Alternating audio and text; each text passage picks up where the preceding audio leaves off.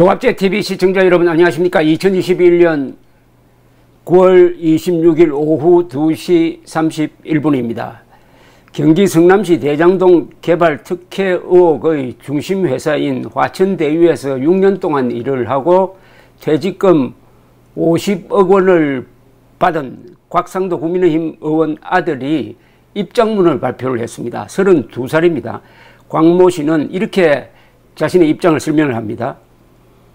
나는 화천대유의 1호 사원이자 곽상도 의원의 아들이라고 소개를 한 다음에 말씀드리기에 앞서 현역 국회의원의 자식으로 당연히 이러한 논란에서 자유로울 수 없다는 것을 잘 알고 있지만 저는 너무나 치밀하게 설계된 오징어 게임 속 호스 말입니다. 말맞자 말일 뿐이라며 화천대유라는 게임 속 말이라는 표현을 썼습니다. 넷플릭스 드라마 오징어 게임은 456억 원의 상금을 쟁취하기 위해 사채 빚에 시달리는 이들이 목숨 걸고 서바이벌 게임에 참가해서 최후 승자가 되려는 극한 게임을 묘사를 한 겁니다. 제가 입사한 시점에 화천대유는 모든 세팅이 끝나 있었다. 위에서 시키면 했고 열과성을 다했다. 돌이켜보면 설계자 입장에서 저는 참 충실한 말이었다. 2015년 2월 연세대 원주 캠퍼스 디자인예술학과 산업디자인학과를 졸업했다. 스포츠 분야에서 일하는 것을 꿈꾸던 저는 졸업 직후 한양대학교 글로벌 스포츠 산업학과에서 석사과정을 밟고 있었다. 그러던 중 아버지께서 김모모가 부동산 개발 사업을 하는데 사람을 구한다고 하니 생각이 있으면 한번 알아보라고 하셨다. 여기 김모라는 사람은 화천대유의 소유주인 언론인 출신으로 짐작이 됩니다. 아들 곽 씨는 이어서 이렇게 이야기합니다. 부동산 개발 사업은 대박이 날 수도 쪽박을 찰 수도 있지만 이미 우선 협상 대상자로 선정되어 있는 상태라 이 사업이 대박이 날 수도 있겠다. 한번 베팅을 해볼 만하다고 판단했다. 이후 직접 문의해서 채용 절차에 따라 공고가 나면 공고를 통해 지원하라는 답을 받아 화천대유에 지원하여 면접을 본 다음 2015년 6월쯤 입사했다고 밝혔습니다. 그러면서 화천대유 입사 후 2018년 2월까지 3년간 233만 원을 그리고 2018년 3월부터 같은 해 9월까지는 333만 원을 이후 2021년 1월까지는 383만 원의 급여를 받고 일했다. 세금 내기 전이다. 전의 금액이라고 했습니다. 수익이 가시화되고 2020년 6월 퇴직금을 포함해 5억 원의 성과급 계약을 체결했다. 올해 3월 퇴사하기 전 50억 원을 지급받는 것으로 성과급 계약이 변경되었고 원천 징수 후 약 28억 원을 2021년 4월 30일경 제 계좌로 받았다. 입사할 때부터 약속되어 있던 금액은 아니었다. 라는 설명을 했습니다. 성과급과 위로금을 이렇게 많이 책정받는 것은 회사가 엄청나게 많은 수익을 올리게 된 데 따른 것이다. 회사가 이만한 수익을 올리지 못했다면 저도 성과급 등으로 이만큼 받을 수 없었다고 생각한다.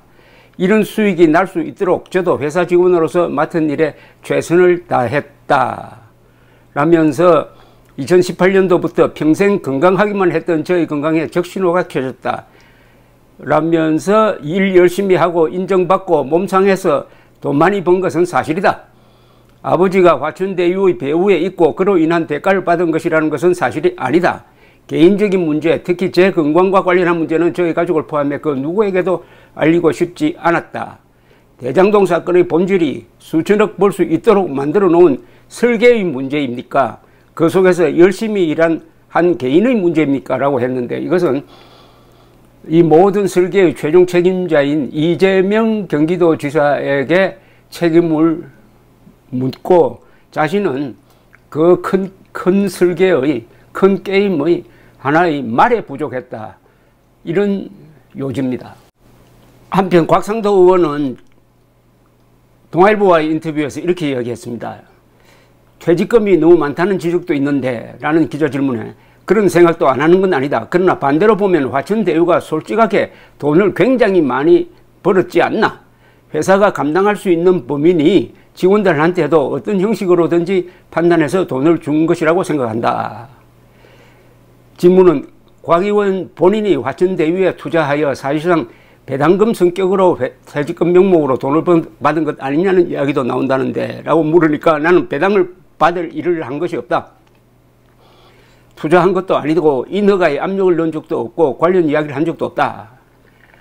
일각에서는 곽 의원이 과거 남욱 변호사의 재판에 영향을 미쳤다는 의혹도 제기한다. 대답은 내가 영향을 미칠 수 있는 자리에 있지 않았다. 남 변호사와 모르는 사이인가? 라고 물었습니다. 김만배 씨와 만날 때 한두 번 본 적은 있다. 김만배라는 사람은 화천대유의 소유자입니다. 그럼 당시 화천대유 관련 이야기는 없었나? 두 사람이 부동산 개발 사업을 한다는 이야기는 있었다.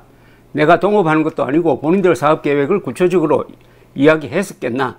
기자들하고 식사하다 보면 근황을 이야기하게 되는데 그런 과정에서 회사 만든다는 이야기가 나왔었다. 이 김만배라는 사람이 경제지 기자 출신입니다. 국민의힘 내에서 탈당 이야기도 나오는데 고려하고 있나? 아직까지 생각 안 해봤다. 내가 뭐 잘못한 게 있나? 이건 내 문제가 아니고 그 회사와 아들의 문제다. 진짜 잘못한 것은 대통령이 되겠다고 하고 있다. 곽상도 씨도 책임을 아들과 함께 이재명에게 돌립니다. 말단이 있는 사람과 관련된 일이 있다고 해서 잘못했다고 이야기하면 저 사람 이재명 경기도지사를 가리키는 것으로 보입니다. 저 사람은 우리가 어떻게 받아들여야 하나라고 이야기했습니다.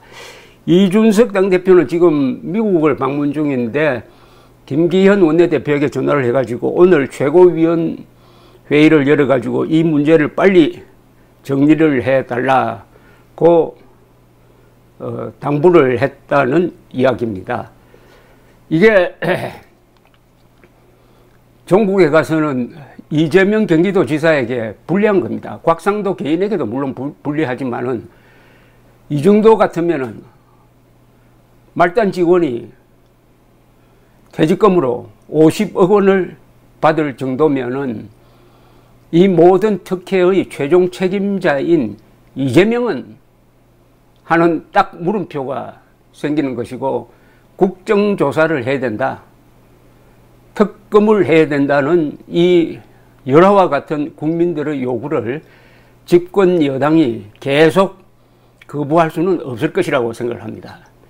그렇게 되면은 결국 이재명 지사는 이 헤어날 수 없는 늪에 빠지는데 이걸 본 북한 노동당 정권이 김여정을 시켜가지고 종전선언 관련 또는 남북한 순회 관련 회담을 할 수도 있다는 식의 메시지를 던졌습니다. 이제 본격적으로 이번 대선은 남북한의 본질적인 대결 구도로 갑니다. 그러니까 3월 9일 대통령 선거는 김정은의 대리인과 대한민국의 대표가 싸우는 게임이 될 수밖에 없다. 이런 구도 하에서 민주당 경선이 어느 쪽으로 흘러가느냐. 민주당이 이래도 의혹의 초점이 되고 있는 이재명을 선택할 것이냐 말 것이냐. 이게 제1차적 의문이고 만약 지금 추세대로 가면은 이재명이 조금 어렵겠지만은 결국은 대통령 후보로 선출될 가능성이 상당히 높은데 그렇게 되었을 때 과연 이번 경선은 어떤 분위기에서 치러질 것인가. 특히 수사를 맡은 검찰과 앞으로 수사를 맡게 될 가능성도 있는 공수처 또는 특검이 공정한 수사를 할 것이냐. 그런데 이건 결국 모든 게 어디로 모이느냐 하면 국민들에게 선택을 강요하는 겁니다. 이것은 양자택일입니다. 김정은 대리인을 뽑을 것이냐 대한민국의 대표를 뽑을 것이냐.